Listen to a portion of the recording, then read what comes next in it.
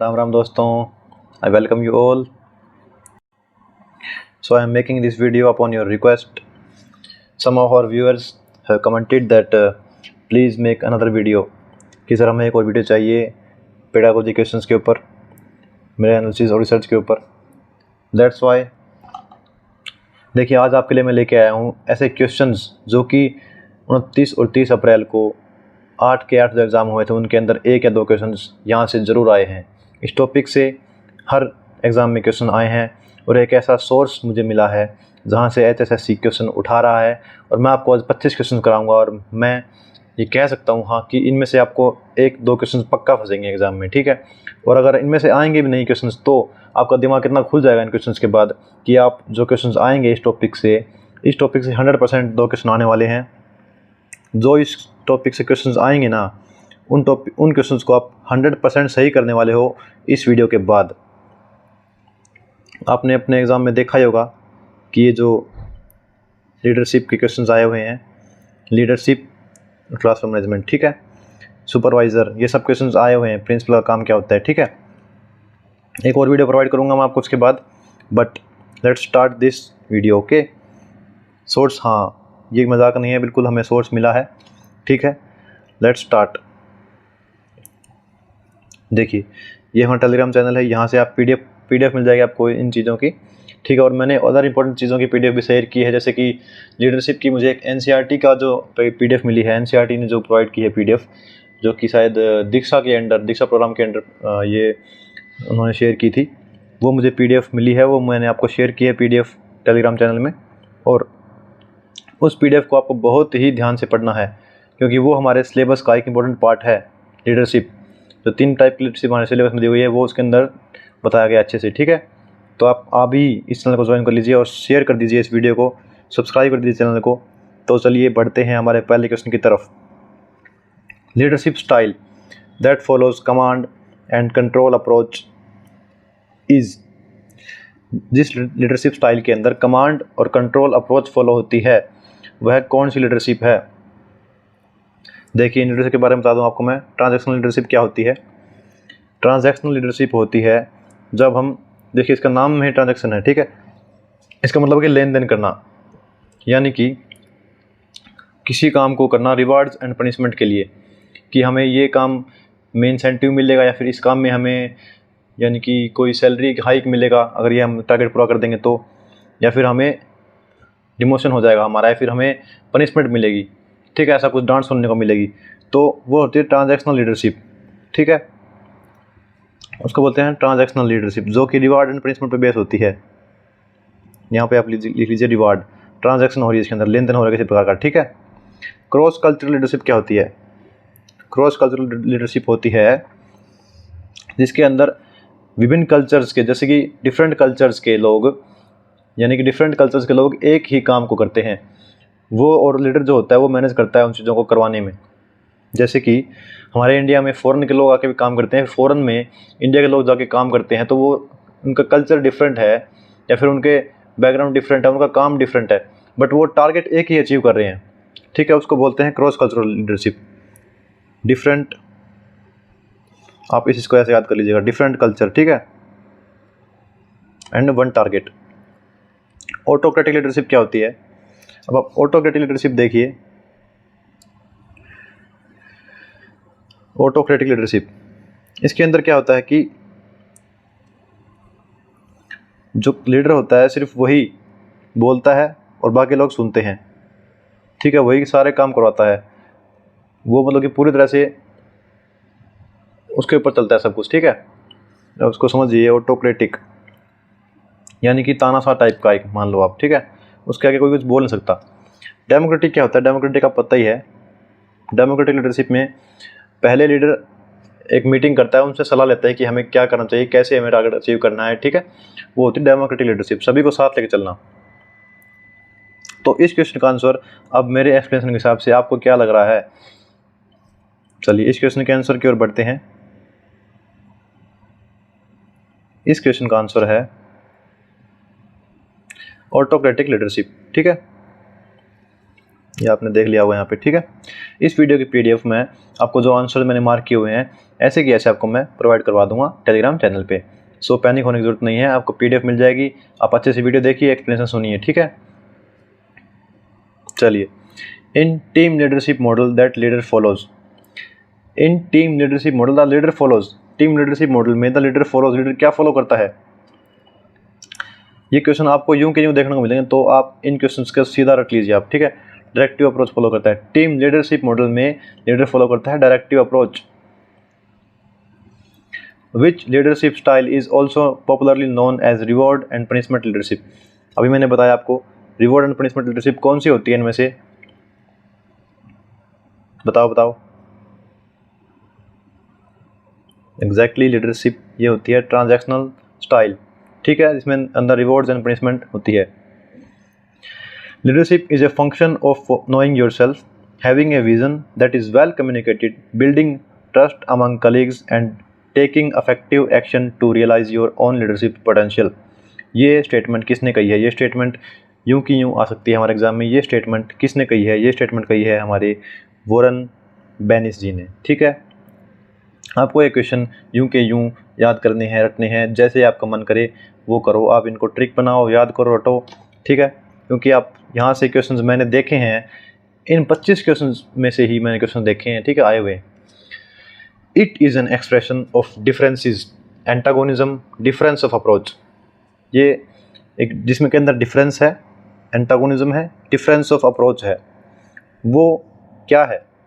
Vision है, conflict है, democracy है, यूनिटी है, वो है कॉन्फ्लिक्ट, ठीक है, वो है कॉन्फ्लिक्ट।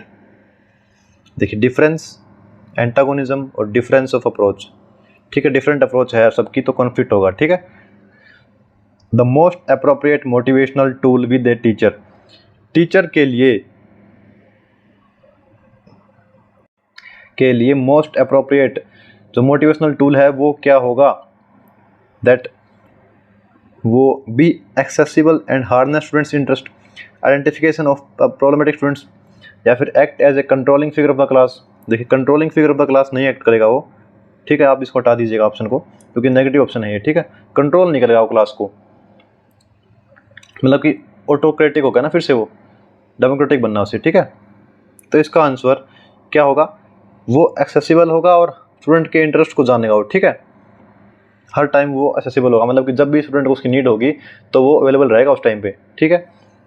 वही मोटिवेशनल टूल है। Principle of fairness, principle of fairness इनमें से किसे कहा जाता है, इक्विटी को, इक्वालिटी को, या स्पेशल एजुकेशन को, बताओ। चलो, इक्विटी और इक्वालिटी में से बता दो आप। प्रिंसिपल ऑफ फेयरनेस, देखिए, इक्विटी को कहा जाता है प्रिंसिपल ऑफ फेयरनेस, क्योंकि इक्विटी का मीनिंग ही, जो वर्बल जो मीनिंग होता है वही होता है कि फेयरनेस, फेयर, ठीक है। और इक्वालिटी होती है समानता, इक्विटी होती है किसी चीज़ में फेयर होना, मतलब कि भेदभाव ना करना, डिस्क्रिमिनेशन ना करना, ठीक है, वो होती है इक्विटी। ओके, याद रखना इस चीज़ को। Theory that includes philosophical, sociological and psychological consideration, जिसके अंदर फिलोसॉफिकल भी है, सोशियोलॉजिकल भी है और साइकोलॉजिकल कंसिडरेशंस भी है, वो थ्योरी कौन सी है, मोटिवेशनल थ्योरी, लीडरशिप थ्योरी, या फिर पेडागोजिकल थ्योरी। ये हम सभी, आप गैस कर चुके होंगे इस चीज़ को कि हम पेडागोजी के अंदर क्या क्या पढ़ते हैं, सभी चीज़ें पढ़ते हैं, ठीक है, फिलोसफी भी, सोशियोलॉजी भी और साइकोलॉजी भी। तो ये पेडागोजिकल थ्योरी है। कोऑपरेटिव टीचिंग, पीयर ट्यूटरिंग या मल्टी सेंसरी टीचिंग, ये किसके अंडर आती है, cooperative teaching, peer tutoring, multi sensory teaching, ये सब आती है हमारी इंक्लूसिव एजुकेशन के अंदर, ठीक है, इंक्लूसिव एजुकेशन के अंदर आती है ये। ओके, देखिए, को एजुकेशन क्या होता है, को एजुकेशन होता है कि बॉयज़ और गर्ल्स को जब साथ में पढ़ाते हैं तो वो बोलते हैं को education school. But inclusive education हमारा को एजुकेशन से अलग होता है। इंक्लूसिव एजुकेशन में क्या होता है कि बॉयज़, गर्ल्स और जो डिसेबल्ड बच्चे हैं वो भी हमारे साथ में ही पढ़ते हैं, डिसेबल्ड बच्चे, ठीक है, इसलिए इसके अंदर ये सब चीज़ें इंक्लूडेड होती है, ठीक है। Team gets inspired by leaders enthusiasm and consistent discipline behaviour toward the organisation.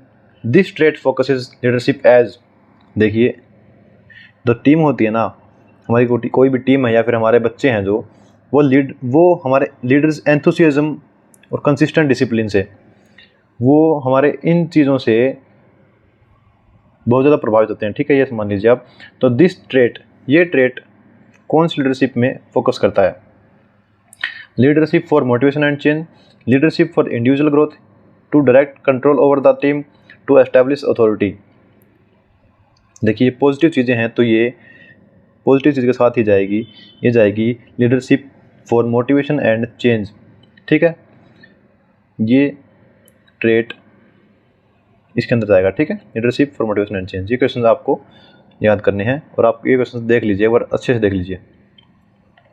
12वां question, the process through which appropriate human and material resources are made available and made effective for accomplishing the purpose of school organisation. The process through which appropriate human and material resources are made available।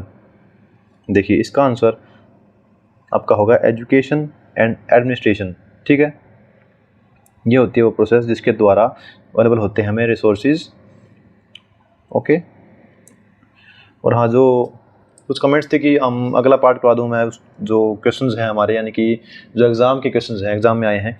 देखिए वो questions आपके repeat होने के chances बहुत कम हैं, क्योंकि अभी exam हुआ है और वो क्वेश्चन अभी रिपीट नहीं होंगे। हमारा नए तरीके से एग्ज़ाम बन चुका होगा। ठीक है, तो वो क्वेश्चंस रिपीट नहीं होंगे, इसलिए उन क्वेश्चंस के ऊपर बेस्ड जो 29 और 30 को एग्ज़ाम के क्वेश्चंस हैं, उनके ऊपर बेस्ड ये क्वेश्चंस मैं आपको करवा रहा हूँ। ये क्वेश्चंस आने के पूरे चांसेस हैं। दैट्स वाई प्लीज़ मेरी रिसर्च के ऊपर बेस्ड क्वेश्चंस के आप ध्यान दीजिए। ठीक है, which leadership style uses only extrinsic motivation. इनमें से कौन सी लीडरशिप स्टाइल में सिर्फ एक्सट्रिंसिक मोटिवेशन होती है? यानी कि एक्सट्रिंसिक मोटिवेशन क्या होती है? जब हम किसी काम को किसी रिवार्ड के लिए करते हैं, पनिशमेंट के डर से करते हैं। ठीक है, और इंट्रिंसिक मोटिवेशन क्या होती है? इंट्रिंसिक मोटिवेशन क्या होती है? जब हम किसी काम को सिर्फ हम अपने लिए करते हैं, हमारे अंदर से वो आ रहा होता है। जैसे कि मैं ये वीडियो बना रहा हूँ तो मैं ये अपने लिए कर रहा हूँ कि किसी ने कमेंट किया था कि वेस्ट ऑफ टाइम बहुत ज़्यादा इस वीडियो में। ठीक है, बट मैंने उसको लिखा कि एम एमेच्योर, मैं ये अपने शौक़ के लिए कर रहा हूँ, मेरा भी एग्ज़ाम है और मैं भी अपना टाइम लगा रहा हूँ इसके अंदर। तो इसका मतलब ये मेरे अंदर से आ रहा है इंट्रिंसिक मोटिवेशन की। आप लोग कमेंट कर रहे हैं कि सर बनाओ, वो चीज़ मुझे इंट्रिंसिकली मोटिवेट कर रही है। ठीक है, एक्सट्रिंसिक मोटिवेशन आपको पता लग गया, रिवार्ड्स और पनिशमेंट के लिए होता है, जो सिर्फ पैसे के लिए या फिर किसी सज़ा के डर से होता है, वो होता है एक्सट्रिंसिक मोटिवेशन। ये आपके लिए बहुत इंपॉर्टेंट टर्म्स हैं। तो इसमें कौन सा लीडरशिप स्टाइल होगा आप बता दो। मैंने करवा चुका हूँ, ये पता लग गया आपको? ओके, चलो आगे बढ़ो। ट्रांजैक्शनल, ठीक है, बताया था ना अभी। Generally a long term relationship is seen even outside the, generally a long term relationship, एक लॉन्ग टर्म रिलेशनशिप होती है इवन आउटसाइड द। देखिए ट्रांजैक्शनल लीडरशिप हमने देख लिया है, इसके अंदर लॉन्ग टर्म रिलेशनशिप तो नहीं होगी। ठीक है, पैटर्नलिस्टिक जो लीडरशिप होती है ना, इसके अंदर होगी long term relationship. Paternalistic leadership होती है जिसके अंदर हम, यानी कि जिसके अंदर हम हमारे जो लीडर जो फॉलोअर्स होते हैं या फिर हमारे जो बच्चे हैं, उनके लंबे समय तक का सोचते हैं। जैसे कि उनके फ्यूचर के बारे में सोचना। जैसे कि कोई गवर्नमेंट है वो फ्री बीज देती है, जैसे कि दिल्ली गवर्नमेंट बिजली फ्री दे रही है, पानी फ्री दे रही है, तो वो उनके फ्यूचर के लिए सोच रही है, लंबे तक टाइम तक दे रही है वो चीज़ें। ठीक है, तो वो होती है पैटर्नलिस्टिक लीडरशिप। ठीक है, आप इन चीज़ों से याद कर पा रहे हैं, रेट कर पा रहे हैं, आप इन चीज़ों से क्वेश्चन को रिलेट कर पाओगे एग्जाम के अंदर। क्वेश्चन अगर आपके सामने आ गया, इन सेम क्वेश्चन आ गया तो बिल्कुल आप सही कर दोगे, बट अगर इसके आसपास भी क्वेश्चन आ गया ना तो आप फिर भी बिल्कुल सही कर दोगे एलिमिनेशन मेथड से।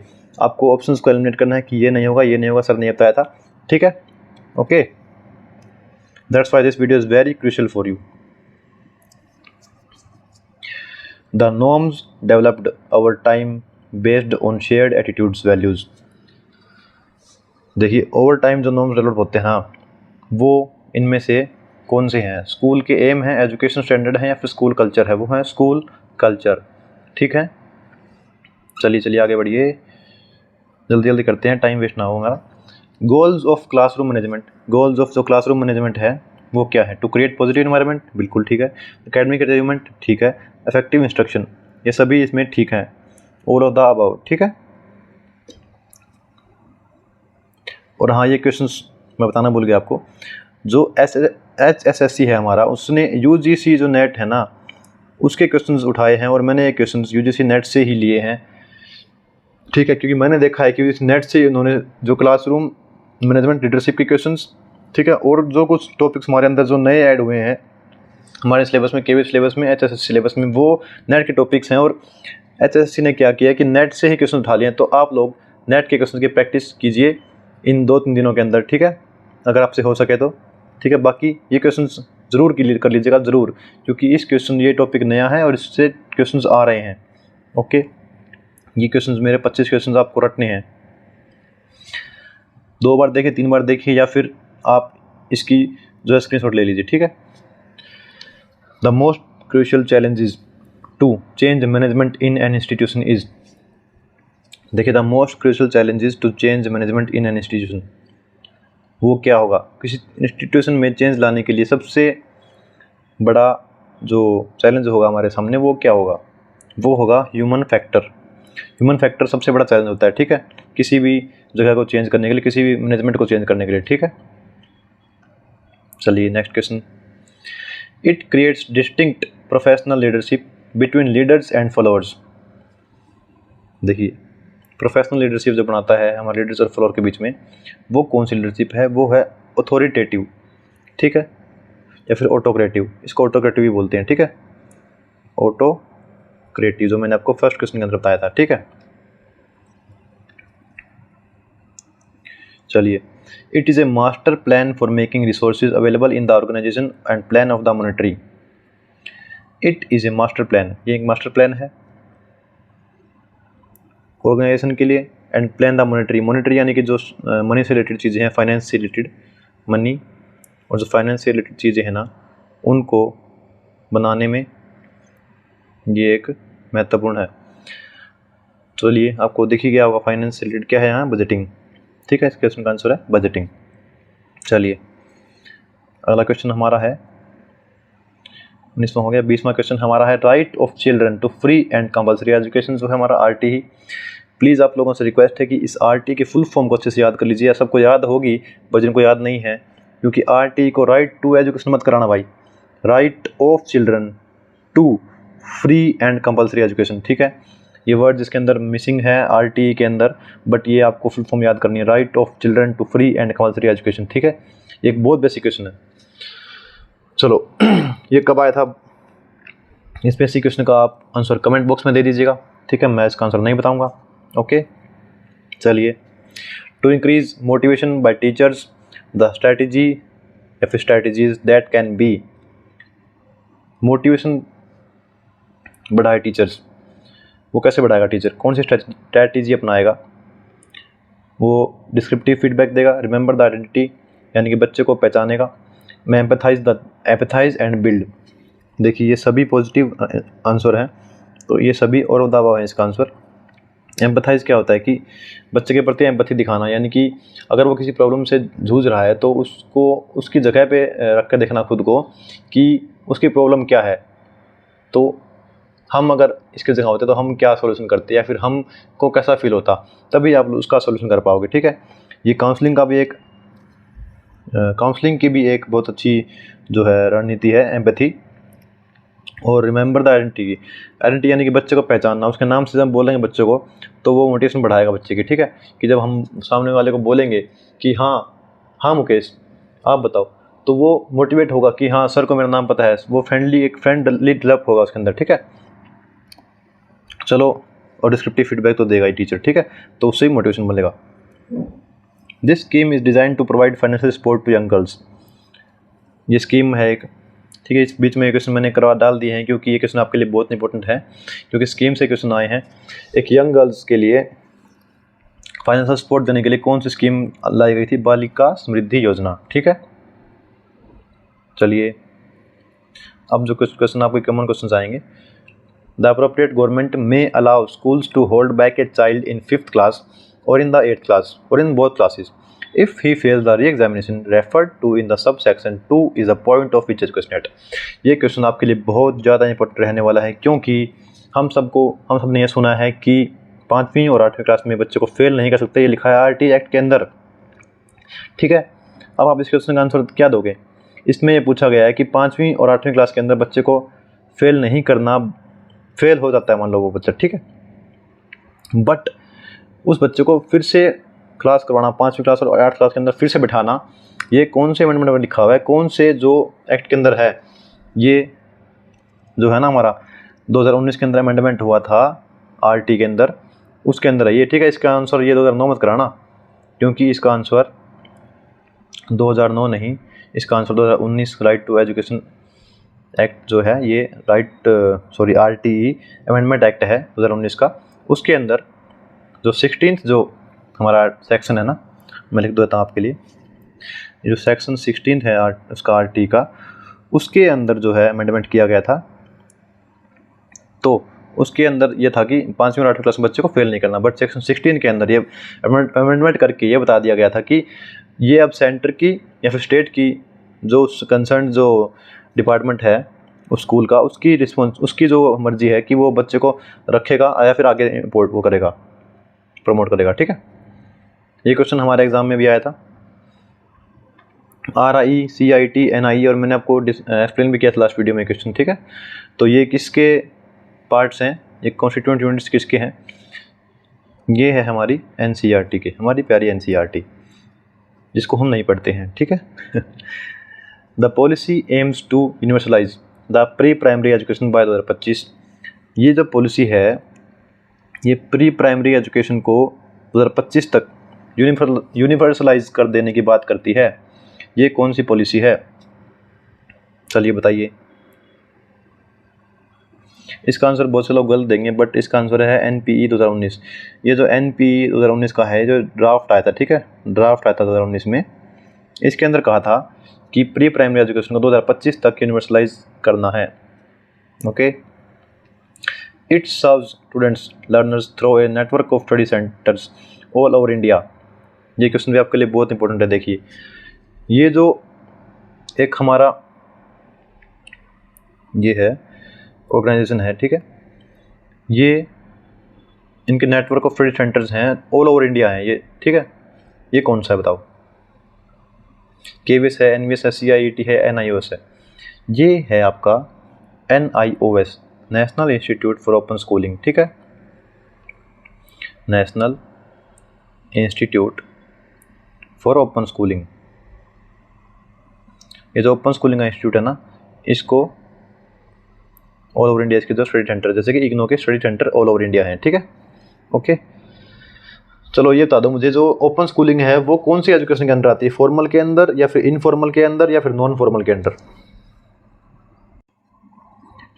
बताओगे ना कमेंट करके ये बात मैंने को, कि जो ओपन स्कूलिंग है हमारी, जिसके अंदर क्लासेस नहीं लगती हमारी रेगुलर क्लासेस, या फिर फिजिकल क्लासेस नहीं होती, वो किसके अंदर आती है? नॉन फॉर्मल, इनफॉर्मल, या फिर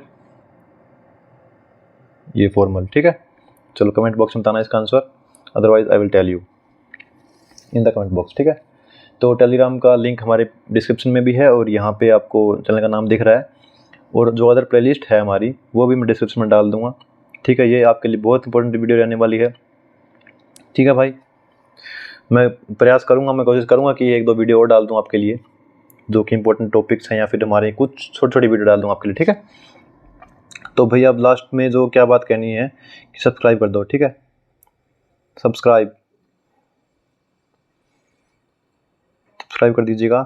हमारा चैनल है 29 लर्नर, और इसको शेयर कीजिएगा उन तक जिन तक ये वीडियो, ये क्वेश्चंस नहीं पहुंच पाए हैं अब तक, ठीक है, क्योंकि ये बिल्कुल नए क्वेश्चंस हैं और इनसे आने का बहुत चांसेस आपके एग्जाम में, ठीक है, और आए भी हैं।